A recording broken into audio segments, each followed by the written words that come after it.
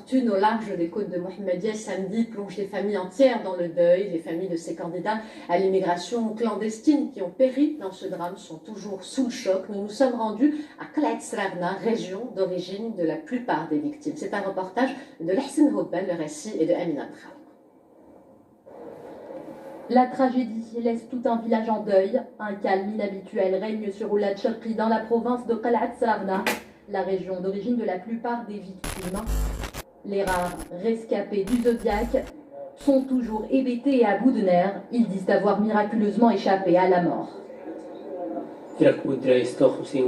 Nous étions 56 à bord de cette embarcation.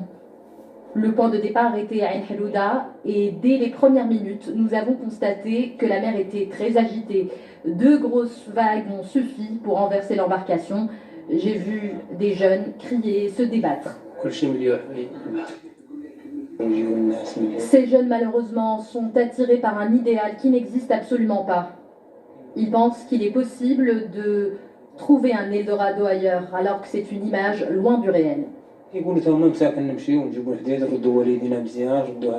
Dans ce village encore sous le choc, l'une des 13 victimes a été enterrée dimanche, jour de la macabre découverte sur la plage de Ain Halouda. En revanche, les dépouilles des 2 autres candidats à l'immigration clandestine retrouvés hier sur la plage de Nahla devraient arriver ce soir. Un véritable choc émotionnel pour cette famille dévastée par la douleur. Si mon fils m'avait dit qu'il voulait tenter cette traversée, j'aurais tout fait pour le retenir ici.